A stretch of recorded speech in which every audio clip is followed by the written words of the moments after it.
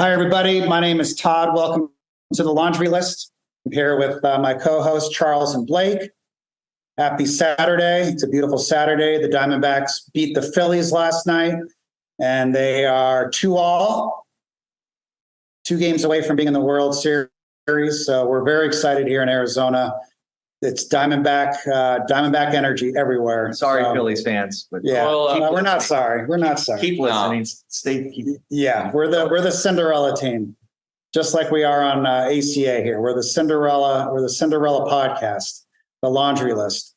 Anyway, we hope you guys had a great week. We're excited to have a really special guest today, who I'll introduce in a minute.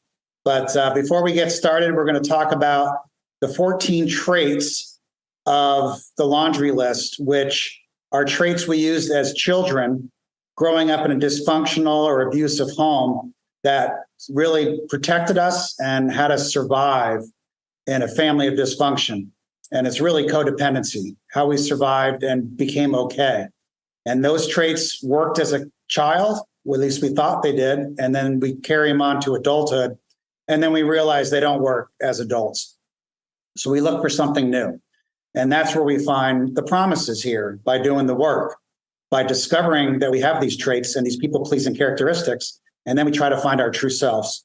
If you want a red book, please email us and we will get you a red book. And Charles, would you be so kind to read the 14 traits of the Laundry List? I would. I like how we sound in the studio better. I like the sound of your voice and my voice. Oh, really? I was going to say, I kind of like it because we have to speak up now. Yeah, I like it. Yeah. That's true. All right.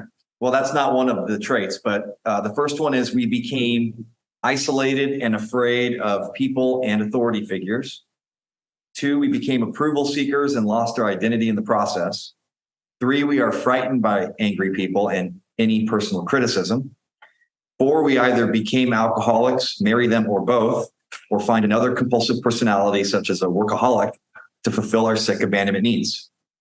5, we live life from the viewpoint of victims, and we are attracted by that weakness in our love and friendship relationships. 6, we have an overdeveloped sense of responsibility, and it's easier for us to be concerned with others rather than ourselves. And this enables us not to look too closely at our own faults. 7, we get guilt feelings when we stand up for ourselves instead of giving in to others. 8, we became addicted to excitement. 9, we confuse love and pity and tend to love people we can pity and ultimately rescue. 10, we have stuffed our feelings from our traumatic childhoods and have lost the ability to feel or express our feelings because it hurts so much. 11, we judge ourselves harshly and have a very low sense of self-esteem. 12, we are dependent personalities who are terrified of abandonment and will do anything to hold on to a relationship in order not to experience those painful abandonment feelings. We often receive those from living with sick people who were never there emotionally for us. 13, alcoholism is a family disease, and we became para-alcoholics and took on the characteristics of that disease, even though we never picked up a drink.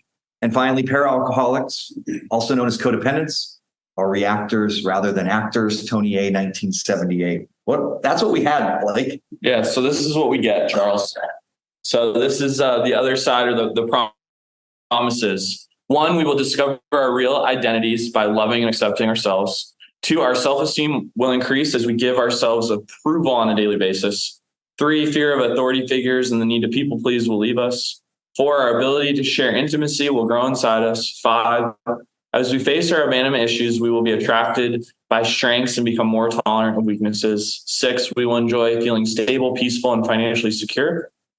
7, we will learn how to play and have fun in our lives. 8, we will choose to love people who can love and be responsible for themselves. 9, healthy boundaries and limits will become easier for us to set.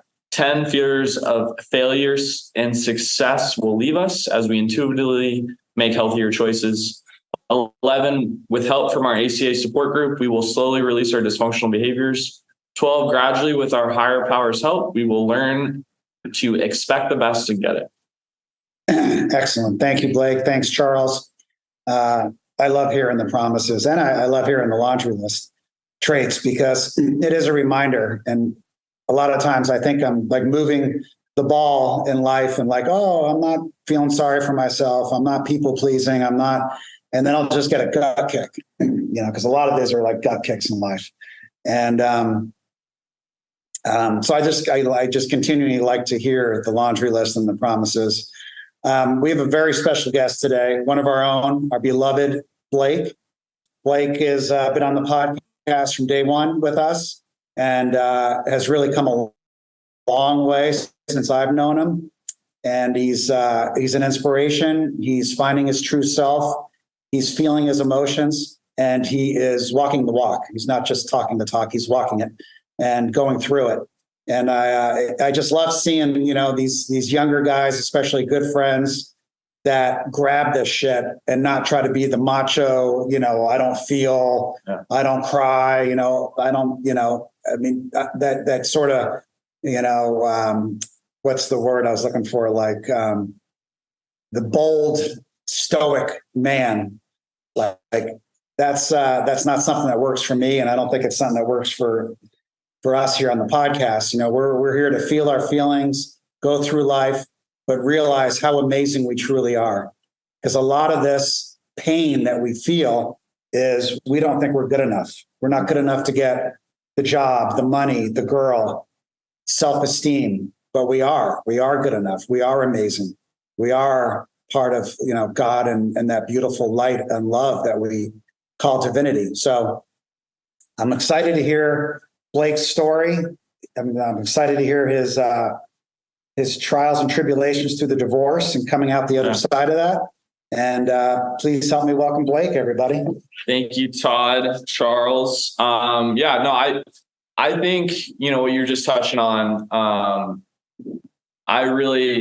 the one kind of phrase that has carried me through the last 5 or 6 months is, we will grow to expect the best and get it. In order to do that, I've had to go through a wide variety of emotions, ups, downs, despair, pain, and then, having to recondition myself to, give myself, approval on a daily basis, to tell myself, because the biggest thing, as growing up in a dysfunctional home is this inner talk track that we run in our head. Right. And for me, it's, you're not good enough. You deserve all this pain. Like, she was always going to leave you, you're a loser because she left. Like, no girl is ever going to love you. Like, fix it. Why couldn't you? Yeah. Why couldn't I fix it? And I look back at some of the early episodes of this podcast and I can hear the pain of my 6 or 7-year-old Blake, like, trying to explain different scenarios and like trying to explain, like, I wasn't being my true self. Like this path, as it's been painful and, needed to happen. Right. And like, I remember when I first started having, some really big, marital problems, I remember some people in my life telling me, hey, this is going to work out one way or another. Right. Like, you could stay with her and be happy forever, or, you're going to get divorced. Like, and, for it to finally culminate in the way that it culminated, like out of the blue, I needed that to happen in order for me to shut the door on it and, really decide and turn ahead that, I'm going to expect the best and get it. Right. Cause there's so much to life of they say the most important thing in your life is, who you end up marrying and being your partner. Right. And I think when I look at it objectively, as I've gotten further away, like when I first got in this relationship, I was not a healthy human being. I was, Steve or Stephen Smith. I was an alcoholic drug addict that was going to rehab, extremely codependent. And this person that I became in this relationship with became my higher power. Right. And they were everything. Right. Like if she would have left me when I was in rehab, I would have left and I would have never gotten sober. Right. And that's a lot of pressure to put on someone. And it's also extremely unhealthy. because it was so unhealthy because I looked to her on a daily basis to be told that I'm okay. I Right. didn't be told, just to know you're okay. Like to know, okay. Like, and if she's mad at me, like I remember being in, I've talked about this before, and there's so many different examples of, I remember being on trips and, I forgot to take out the trash, or the dog chewed something up, or whatever. And I'm not there.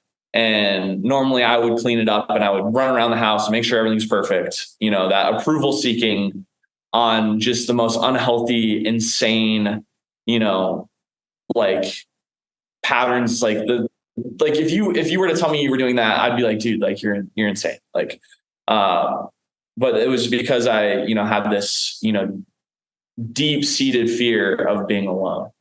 Right. And screwing up, and you're in trouble. Screwing up, and, and because of those patterns and my, probably addiction to chaos and excitement. And can you see how that relates back to when you were a kid? That's exactly where I was going, is that like I ended up marrying someone that's very similar to my mom. So the feeling you had when your mom was raging and yelling and criticizing you as a young boy, you recreated it in my adult life. In your adult life. Like I remember being maybe 4 or 5 months sober, and my then partner at the time got drunk and was mad at me for something. I don't even remember what, and I remember her telling me, I wish you would just go do heroin again and die, and like, if anybody said that stuff to my friends or even just a random stranger on the street, right? Like I would be like, what you're saying is wrong. But at the time it's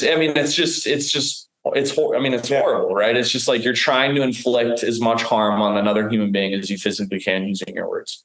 And like, my point being, with all the, if someone said that to a random stranger on the street, I would go and I'd stand up to that person and I'd tell them, hey, like what you said is wrong. And like, it's not okay. And it hurts. And, I'd stand up for myself, and I couldn't do that. I was like, yeah, you're right. Like, I am a heroin, well, then just doing the whole bargaining. And like, when fundamentally I was 4 months in recovery, like I'm doing the best I can.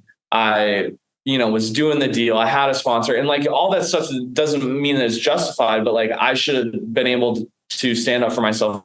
I mean, like, hey, what you said is wrong. And like, that's a pattern that continued to repeat itself because I did never stand up for myself, and, low self-esteem. Yeah. Not having an identity. I mean, Charles, you can relate, to this, and Completely. And I just love how we now can bring it back to where we came from. We see where it's happening in our adult life, which, I mean, at some level, it doesn't really help knowing that it happened as a kid, but at least we know it's not the current circumstances causing that, It's like, because I always thought, oh, it's the girl. She's causing it. She's not really causing it. It's just getting replayed and triggered by my childhood experience. So if I have a different mindset and high self-esteem as an adult, nobody can hurt me. Nobody. The girl, the job, the employer, the kid, nobody can hurt you because I am feeling confident of who I am. But when I go back into that childhood mentality, like, oh shit, they can hurt me. Dad can hurt me. Mom can hurt me. Sibling can hurt me. Girl can hurt me. Then I'm vulnerable to outside circumstances. We don't have any defenses as a child. And when a parent tells us, hey, you're wrong, you're bad, there's no other frame of reference. It's like, okay, I'm wrong and I'm bad, right? And sounds like Blake did, I know I did carry that into the relationship. And that's that fear of authority figure. Like we literally turn our spouses into our authority figure and respond the same way as we did when we were a child, where you're right. I should go to my room. You're right. I am a piece of shit. And it's almost like you get chemically addicted to that feeling that you get, the shame, like that pit in your stomach of like I remember being, 9 years old, and you get, a note comes in class for you to go to the dean's office. Right. And that feeling of like, oh God, what did I do?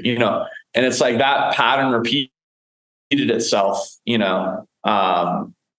throughout my relationship, and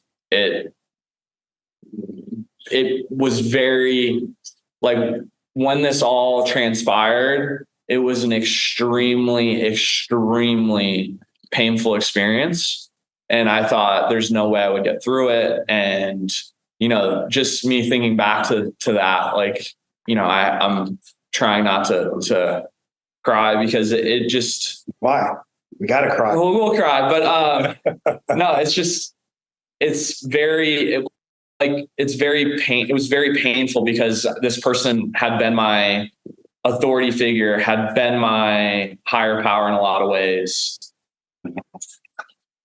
And I was extremely codependent, and it never was going to work, me being codependent, and it would never have worked unless we both did the work, which was never going to happen.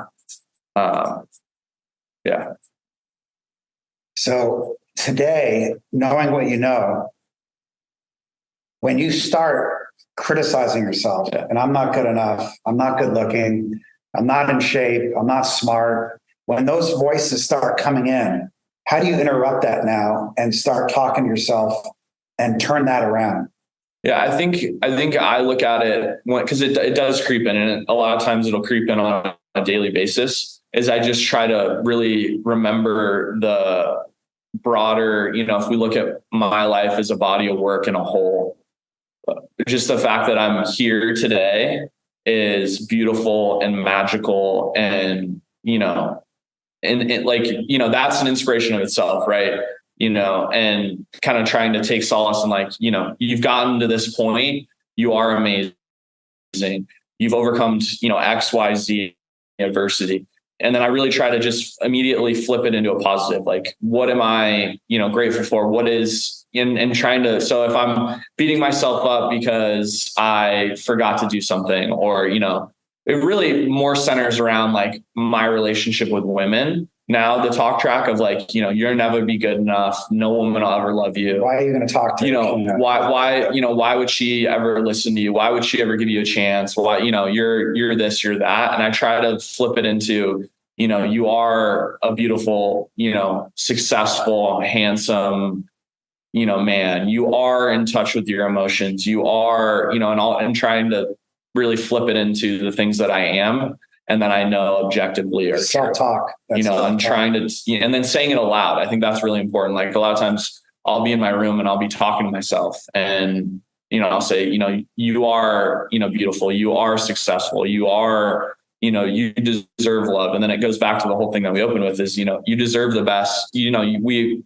will learn to expect the best and get it. Right. Yeah. Like, I always wonder when I send my mantras out to you guys, what do you guys think? Like, I'm a beautiful person. I'm a great dad. I'm a loving person. And it's like, at first it's like, oh my God, I can't do this. This is gay. This sounds terrible. Like, but then you do it and you're like, wow, I start to believe it. And it helps other people too. And then I think once you start doing it, and the more people you talk to, a lot of extremely successful people in business, in life, in spiritual, all do those same kind of things, right? They might not tell everyone about it, but the manifestation and positive self-talk are 100% real. Right.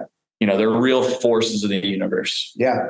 And that's part of my daily thing is that gratitude list to positive affirmations, to meditations, to feeling God's love. Because at the end of the day, when I'm telling myself those positive things, it's really what's God telling me about myself. Yeah. And then I think the more that you do it, your self-confidence improves. And then you can get to a place where all these people, like my now ex-wife, like I genuinely, in my heart of hearts, have compassion and have love.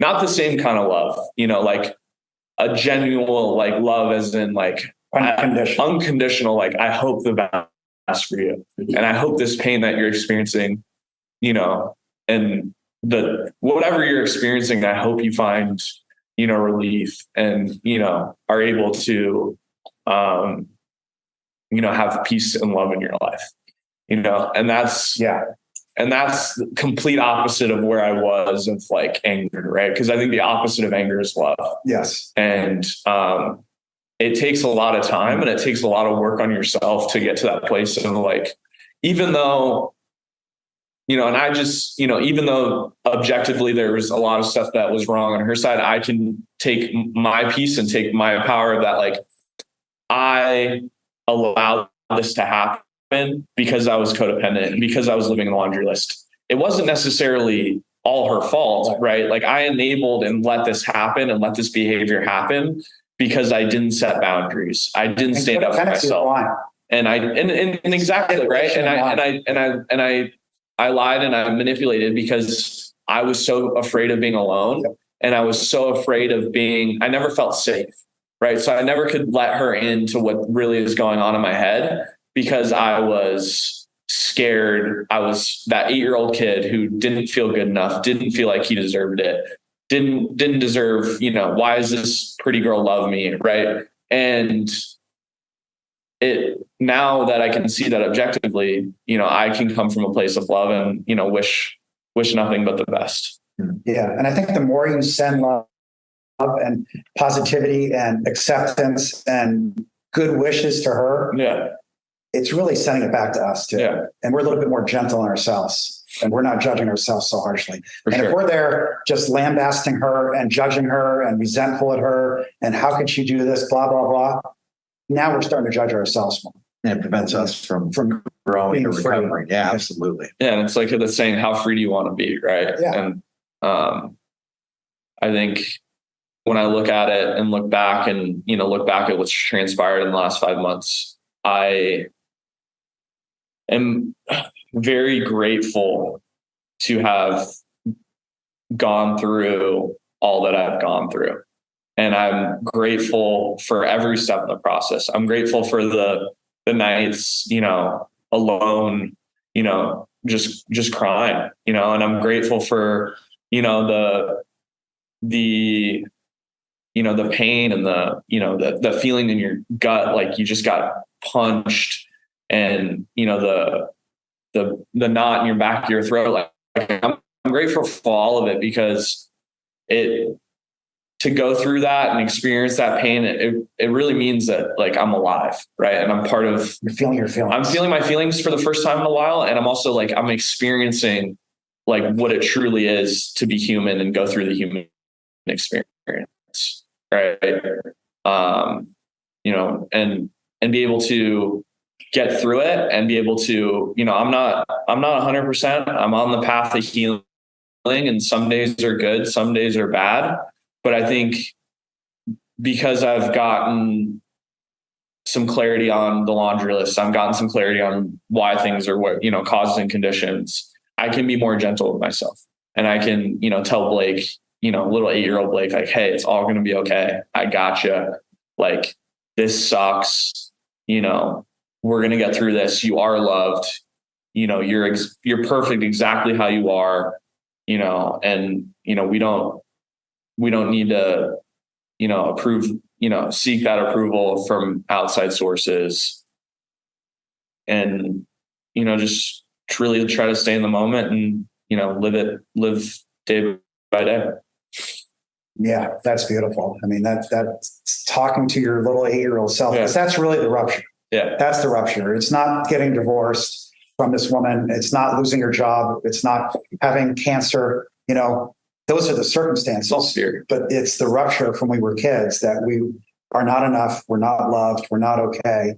And we need someone else to take care of us. And we need someone else to love us because we can't love ourselves, and it's beautiful that you can feel the feelings. Cause I think once you start feeling the feelings and cry and get it all out, it's like, then we can start to have a new relationship with our 8-year-old self, and that relationship sometimes becomes playful and fun, and you're doing new things. Like I know now you're spinning and you got new hobbies and you're in best shape of your life, and, you have new friends, and it's like, you're coming out and playing and becoming alive.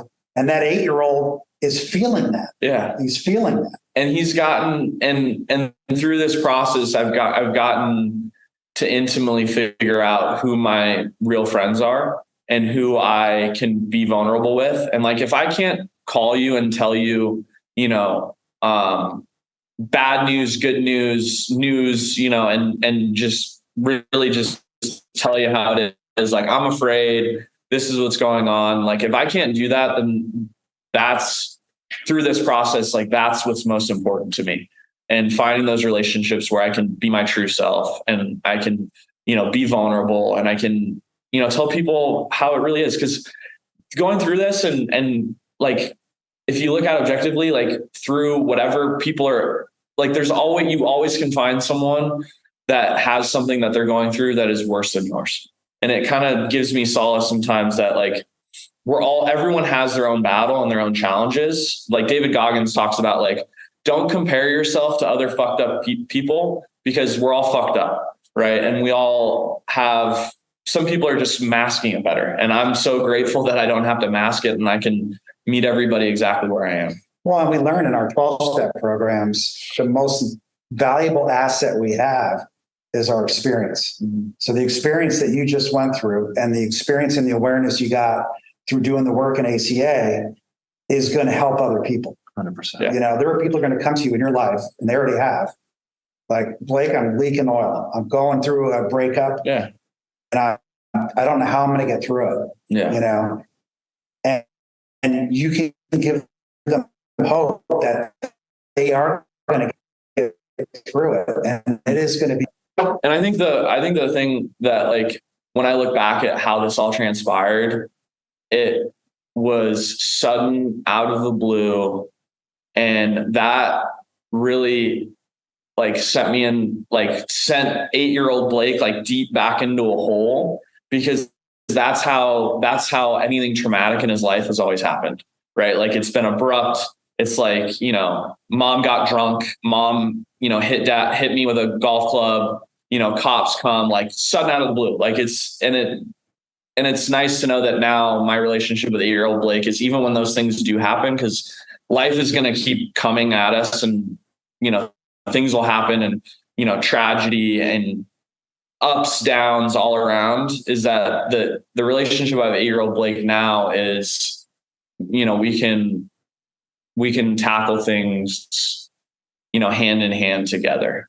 Right. And I can protect him. And I think the biggest thing now is setting boundaries with people and setting, it's important for me, and I keep talking like I have two personalities, but me and 8-year-old Blake, is that I need to make sure that I am standing up for him and staying in my adult, because when adult Blake stays in that adult, I can protect and farm off like a lot of that, bad things. And I think ultimately why my divorce culminated in the way that it did and the relationship ended was because I started doing these things, and I stopped, I did start standing up for myself, and I did start, having a voice. And I think that really just changed the power dynamic. And, I started to do the work and the other person didn't. And, everything happens for a reason. And, like I said, I hope that person finds, peace and finds, what they're looking for in life. Because I know that if I've talked to enough guys that have gone through divorces, and it's really important to not repeat this cycle, is that if I don't do this work with 8-year-old Blake, my next partner, and say they will have the same exact list. Like, there's a guy that we the two of us know that had his first ex-wife and his second ex-wife write a list of the things of why they left him. And it was the exact same list.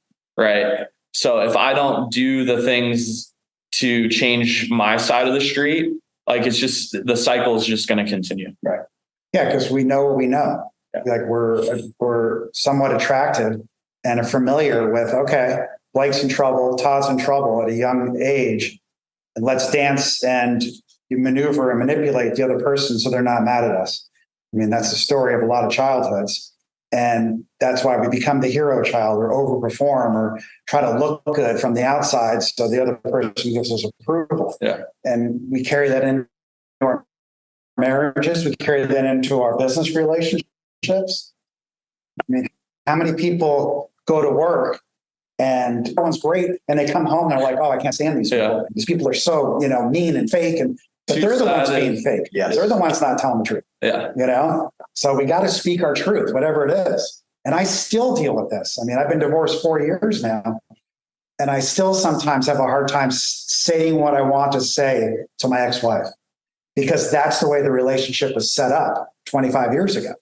Where my current wife, like, I have no problem speaking my truth at all. I'm comfortable, I'm secure, I'm confident. But the way the relationship was set up with my ex-wife is I still feel like I'm going to be in trouble. And I still have a hard time, clearing my throat chakra and speaking my truth. And, I crossed that bridge with my mom. I went 6 months without talking to her while I did this work, like 7 or 8 years ago.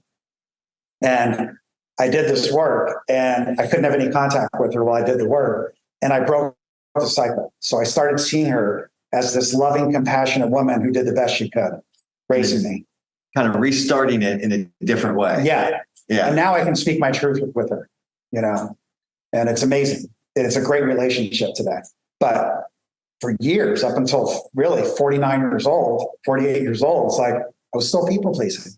I was still dancing. I just didn't want her to get mad. Yeah. Don't judge me. Don't criticize me. Don't yell at me. And then ultimately, don't leave me. Yeah, don't leave me. Which, guess what, folks? We're coming in this world alone, and we're leaving in this world alone. No one's taking care of us. Yeah. So, my kids send me this song all the time. It's called "Hold Yourself."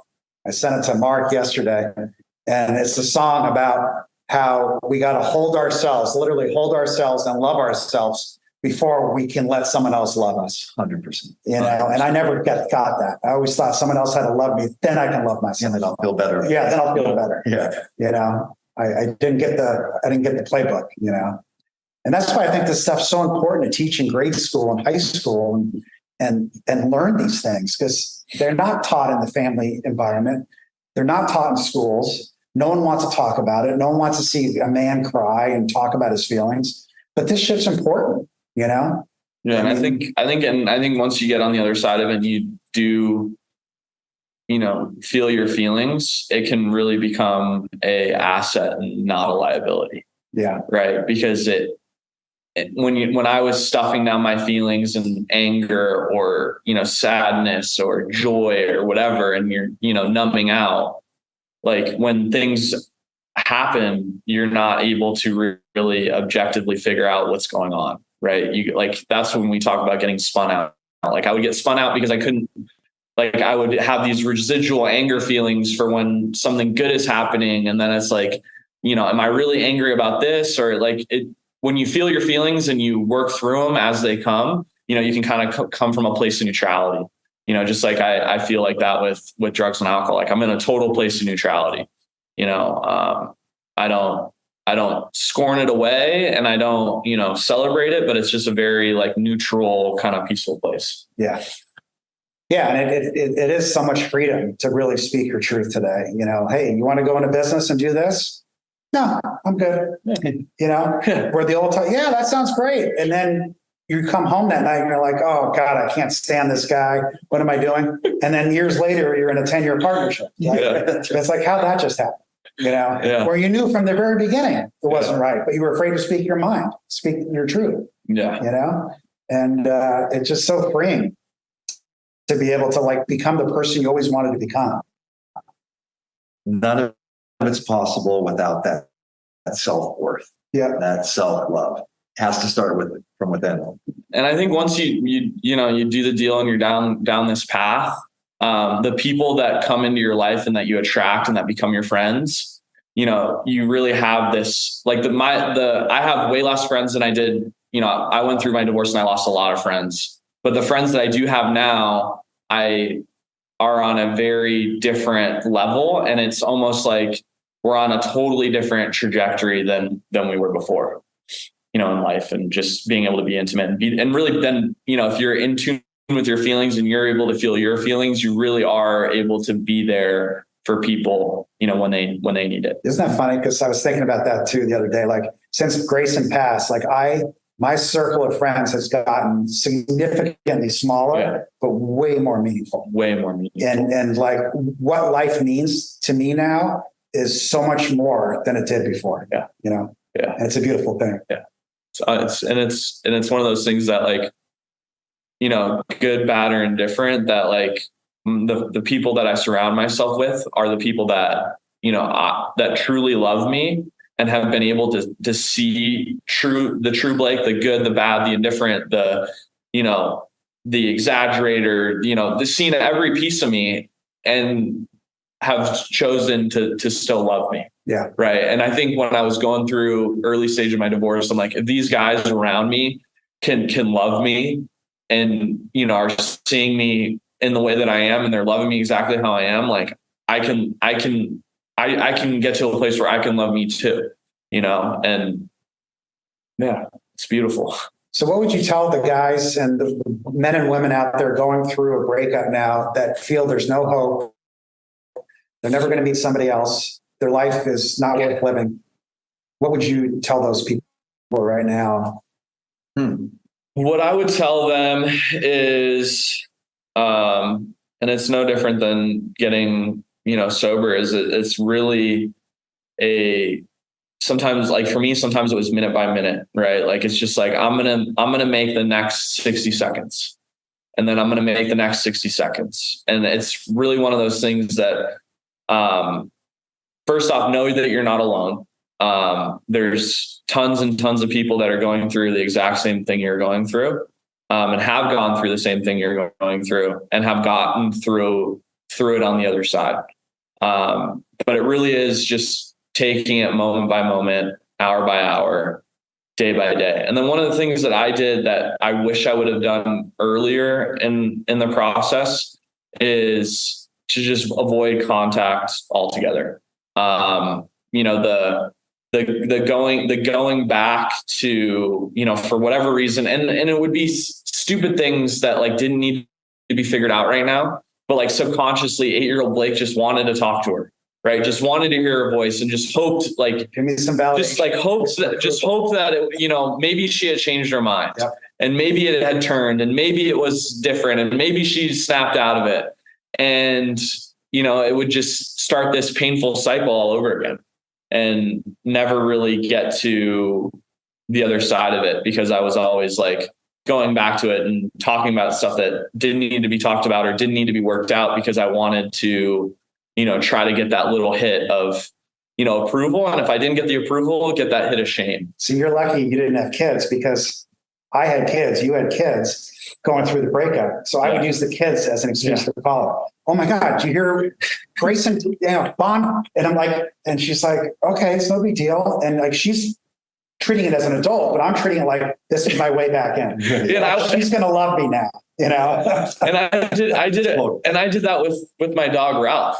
We were trying to do this shared custody of a dog, and like, I was just using it as a way to talk to her. Oh, Ralph got, a thorn in his paw. Right. She'd be like, no one, like, why are you, like, take it out? Like, no one cares. Right. And, now I thank God, that dog's mine and, but we're able to, 100% remove the thing. And I'm so grateful.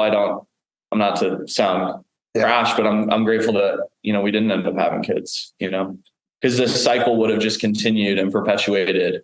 And my, unborn son would have learned and seen how I behaved in the song and dance. And then, he would have had this, same characteristics that I learned from my dad. It's just amazing. And I had a therapist years ago, Paul Fisher. Yeah. He used to tell me, pretend that you are removing yourself from your body and you're up on the wall or up in the ceiling looking down and you're unattached from the situation. Kind of like I would look at yours, but I can't look at mine, right? I'm unattached. It's a neutral event. I mean, I want the best for my friends, but it's not like I'm in it. Yeah. And try to look at it that way. But it's so hard when you're in it and you're in that 8-year-old abandoned kid who's like totally screwed in life, because I mean, I never felt okay as a young boy. And boy, when my parents were yelling and screaming at me, it's like it made it a lot worse. So it's hard to take that rupture out. But when I look at it from somebody else, like, oh, you're going through that? Well, just do this. It's easy. Like perfect. Yeah. But it's like you even can know the right answer and know the right thing to do. But since it's your scenario, like it's so hard to leave, right? But time is your friend. Like I can tell you right now, If my ex-wife wanted me back, I would say no. And you know what? It took every bit of 2 years for me to get to that point. Yeah. 2 years. Like, I really think up until like 2 years after the divorce, I would have been like, okay. Sure, you yeah, know. I'm there. I mean, certainly in the first 6 months, without a question. Oh, for You know. sure. But now it's like, I let her go. I made a decision to let her go and love her unconditionally, like you said. Yeah. You know, and I truly want the best for it. And it's not about you stay with me and I'll love you and take care of you. Yeah. It's not that arrangement. No. And it's, Yeah. and it's you can hate me with your, and think I'm a horrible human being. I'll still love you. And I'll still, project that love and that forgiveness. And like, I worked really hard to forgive and let go of all of it. And that's all I can do. Yeah. Yeah. I'm looking at my bookshelf here in the kitchen and it's like being love, happiness unlimited, codependent no more. Like, all these books, the ACA book. I mean, all these books, it's like the root of all these books is we have to love ourselves, fall in love with ourselves and learn to have fun with ourselves. And then we can share that with other people. And it's such a simple concept, but boy, we can complicate it. I need to go to therapy. I need to go to the Meadows for 6 months. I need to blah, blah, blah, blah, and complicate it. But it's really that simple. It's that simple concept. Yeah. So Blake, anything to close out for our listeners? No, I think as Todd always says, and it's one of my favorite things that he says, is that, be nice to my friend and, be nice and gentle. And, you are exactly how you're supposed to be. Mm-hmm. And that is great, awesome, fantastic. And, we'll catch you next week. We will see you next week on the laundry list. Go Diamondbacks. Coil up. They're playing up. They're playing at 5 tonight. So we'll be in the World Series here soon. And we actually have a few ex-MLB guys. One of them wants to come on the podcast. A friend of mine, Sean Estes, mentioned he wants to come on. So we will be back next week on the laundry list. And again, comment, give us feedback. And if you want a read book, please contact us. If you want to come on the show, please leave a comment in one of our feeds, YouTube, Spotify, Apple Podcasts, wherever you get your podcast. Please listen to us. And we will see you next week on the laundry list.